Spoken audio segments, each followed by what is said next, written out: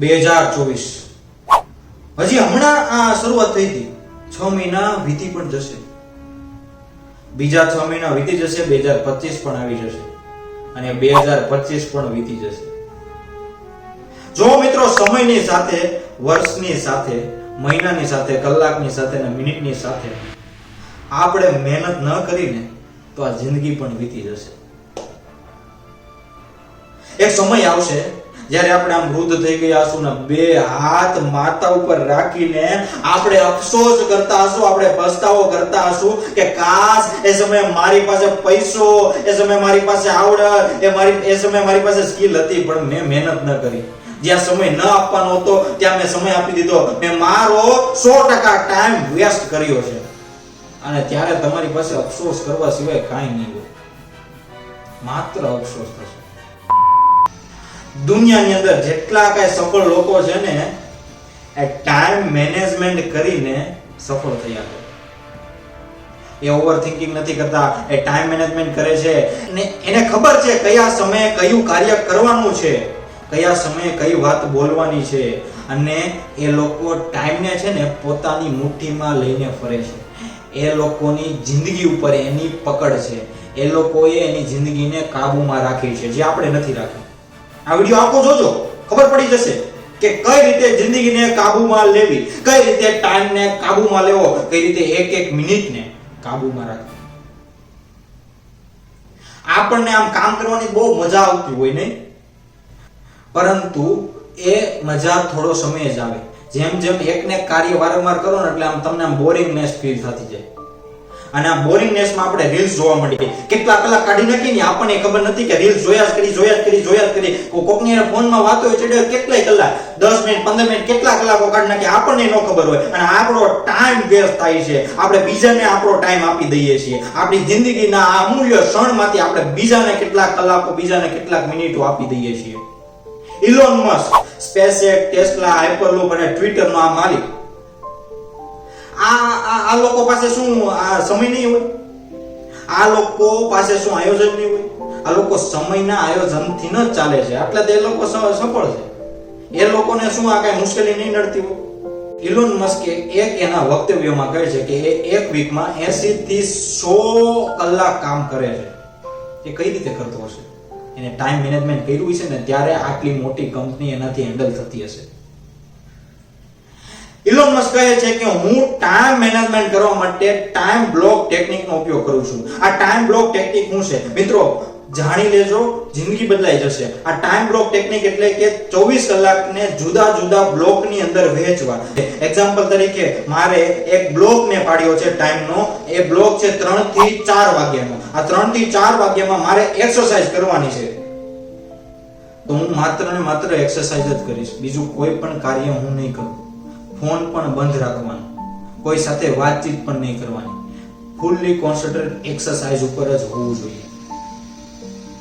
આ ઇલોન મસ્કે આપેલી ટેકનિક છે. આવી જ રીતે પોતાના કાર્યને 1 2 3 4 5 6 એવી રીતે 12 બ્લોક સુધી વહેંચો અને એ સમયે એ જ કાર્ય કરો. હવે જો તમે વાંચતા હો અને વાંચવાનું અધૂરું રહી જાય ને, અને તમે તમારા ટાઈમ બ્લોકની અંદર જેટલો સમય ફાળવેલો હોય એનાથી બહાર વાંચવાનું જતું હોય તો વાંચવાનું અધૂરું મૂકી દો. પણ તમે જે ટાઈમ બ્લોક ફાળવેલા છે ને એ પ્રમાણે જ કાર્ય કરો. કોઈનો ફોન આવે તો ચોખી ના પાડી દો. મિત્રો, હવે આ ટેકનિક મુજબ સ્ટેપ બાય સ્ટેપ કેમ કામ કરવું ને એ હું સમજાવવા જઈ રહ્યો છું. માત્ર આ વિડિયો તમારા માટે બનાવેલો છે. પ્રોમોડોરો ટેકનિક. આ પ્રોમોડોરો ટેકનિકની મદદથી આપણે ટાઈમ મેનેજમેન્ટ આગળના સમયમાં કેમ કરવું ને અને એક પણ બ્લોક પાડીને એ આજે આપણે સમજવાના છીએ. સૌપ્રથમ તો તમે નોટમાં કોષ્ટક બનાવી શકો છો, એક્સેલનો યુઝ કરી શકો છો, ફોનમાં પણ બનાવી શકો છો. સૌપ્રથમ શું કરવાનું છે? સવારે તમે ઉઠો ને એટલે પહેલા 25 મિનિટનો એક બ્લોક બનાવવાનો છે. બ્લોક એટલે એક સમયગાળો. ધારો કે 8 વાગે ઉઠો છો તો 8 થી 8:25 સુધી તમે શું કાર્ય કરશો? 8 થી 8:25 સુધી તમે મેડિટેશન કરો, યોગા કરો કે એક્સરસાઇઝ કરો. આ સમયે ફોન જોવાનો નથી. ફોન સ્વિચ ઓફ રાખવાનો છે અથવા તો બંધ રાખવાનો છે. કોઈની સાથે વાતચીત નથી કરવાની. ફૂલ્લી કોન્સન્ટ્રેટ તમે જે એક્ટિવિટી એક્સરસાઇઝ કરતા હોય ને એના ઉપર હોવું જોઈએ. એક્સરસાઇઝ જે કાંઈ કરતા હો એના ઉપર જ ધ્યાન હોવું જોઈએ, બીજે ક્યાંય ધ્યાન ન જવું જોઈએ. જેવી 25 મિનિટ પૂરી થાય એટલે 5 મિનિટનો બ્રેક લેવાનો છે. તમે સ્ટુડન્ટ હો, તમે બિઝનેસમેન હો, તો એ રીતે આયોજન કરવાનું છે. 25 મિનિટ સુધી તમે સ્ટુડન્ટ હો તો સતત વાંચવાનું છે, ને કયો ટોપિક વાંચવાનો છે એ તમે નક્કી કરી લો. પછી 5 મિનિટ બ્રેક લો.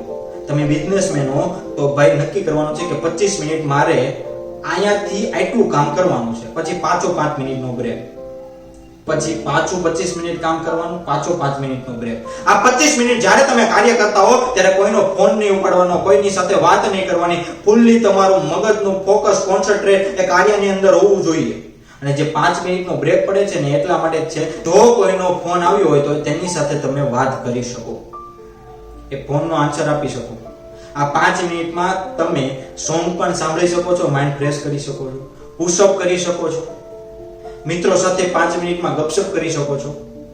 પરંતુ આ 4 બ્લોક પૂરા થાય ને 25 મિનિટના, પછી મોટો બ્રેક એટલે કે 20 મિનિટનો બ્રેક લેવાનો છે તમારે.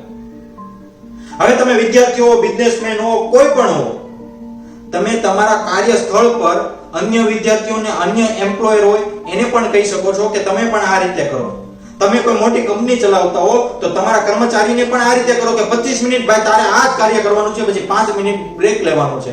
તમે જો ઓનર હો તો તમારા કર્મચારીઓને આ 5 મિનિટની અંદર લાફિંગની એક્ટિવિટી કરાવો, જુદી જુદી એક્ટિવિટી કરાવો, ખુશ રહેતા શીખડાવો, અને ફરી 25 મિનિટ પાછું ફૂલ્લી કોન્સન્ટ્રેટ થી ફોકસ થી કાર્ય કરવાનું કહો. આવું શા માટે? આનાથી શું ફરક પડે? સફળ લોકો આવું બધું કરે છે અને આપણે નથી કરતા એટલે અસફળ છીએ. આવું એટલા માટે, જો હું તમને કોઈ કાર્ય આપું, મને કહી દો કે તારે આ કાર્ય એક દિવસમાં પૂરું કરવાનું, હું 50,000 રૂપિયા આપીશ, જો બીજો દિવસ થયો તો તને પૈસા નહીં આપું. એ એક દિવસ નહીં, અડધા દિવસમાં કાર્ય કરનાર છે. પણ મેં એને એમ કીધું કે હાલે આ કાર્ય કરવાનું છે, હું તને 50,000 રૂપિયા આપી, તમને નિરાંતે કર જ્યારે થાય ત્યારે. તો ઓલો શું કરશે ખબર? જે કાર્ય એક દિવસમાં થતું હશે ને એનું એ મહિનો કરશે, અઠવાડિયું કરશે, અને કામ કરવામાં દાંડાઈ કરશે.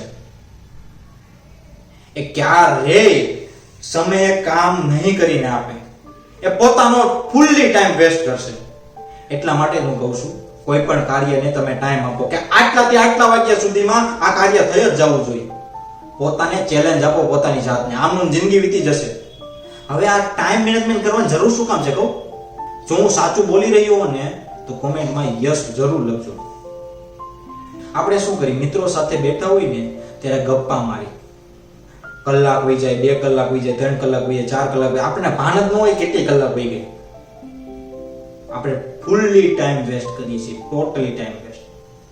મોબાઈલ લઈને બેઠા હોય ને 3 કલાક, 4 કલાક, 5 કલાક વહી જાય, કાંઈ ખબર જ નથી પડતી સાલાઓ કે 5 કલાક વહી ગઈ, 3 કલાક વહી ગઈ, 2 કલાક વહી ગઈ. આ ટાઈમ વેસ્ટ કરીએ છીએ આપણે. જિંદગીમાં બધું જોવું જોઈએ. હું એમ નથી કહેતો મોબાઈલ ન ઘુમેડાય, રીલ્સ ન જોવાય, પણ એનો ટાઈમ હોય અડધો કલાક, કલાક. આપણે 2 કલાક કરી નાખીએ. આ જ્યારે આપણે ટાઈમનું મેનેજમેન્ટ નથી કરતા ને ત્યારે આવું થાય છે. મિત્રોને મળાય, આનંદ કરાય, પરંતુ 3-3, 4-4 કલાક ન કરે. આપણે ટાઈમ મેનેજમેન્ટ નથી કરતા ને એનાથી આવું થાય છે. મેં છેલ્લા ઘણા સમયથી આ ટેકનિક મુજબ ટ્રાય કરી છે, મને રિઝલ્ટ મળ્યું છે, અને આ વિડીયો મેં તમારા માટે જ બનાવ્યો છે, તમને પણ મળશે. જ્યારે પણ જિંદગીમાં પ્રોબ્લેમ આવે ને કે આ ટેકનિક મારાથી ફોલો નથી થતી, તરત મને ફેસબુક, ઇન્સ્ટાગ્રામ કે વોટ્સઅપમાં તમે મેસેજ કરી શકો છો. આ વિડીયો તમારા માટે બનાવ્યો છે, તમારી હેલ્પ માટે બનાવ્યો છે. હું તમને જરૂર સપોર્ટ કરીશ. તમે તમારું આયોજન બનાવ્યું હશે ને તો હું ફોન કરીને પૂછીશ કે ભાઈ તે ફોલો કર્યું, અને જો નહીં થતું હોય, શું પ્રોબ્લેમ આવતો હશે ને એને પણ સોલ્વ કરાવીશ. કારણ કે આ મિસ્ટર સોચ ચેનલ તમારી લાઈફ ચેન્જ કરવા માટે જ છે. હવે કામ કરવામાં બોરિંગનેસ શું કામ આવે ખબર? આપણે બોર થાય, ગમે નહીં એવું એટલા માટે કે હવે પહેલું તો કારણ એવું હોય છે કે એ કામમાં તમને પૈસા મળે છે, તો પૈસા ન મળતા ને હવે એમાં કાંઈ પૈસા નથી મળતા, એવું કામ શું કરે, એવું થાય. પહેલી તો બોરિંગનેસ એટલે આવે કે કામ કરવાથી તમને પૈસા નથી મળતા. બીજું તો શું થાય ખબર? હવે એક્ઝામ છે, માનો કે તમારે જીપીએસસી ની એક્ઝામ છે અને 1 વર્ષ પછી છે, તો આપણે શું કરીએ ખબર? હજી તો 1 વર્ષની વાર છે, હજી તો ક્યાં બહુ વાર છે, હજી તૈયારી થઈ જાય, એટલે આપણે કાંઈ તૈયારી કરી નહીં, આપણો ટાઈમ વેસ્ટ કરી. હવે માની લો કે એ જ એક્ઝામ 7 દિવસ પછી હોત તો આપણે ફૂલ્લી કોન્સન્ટ્રેટ થી તૈયારી કરત.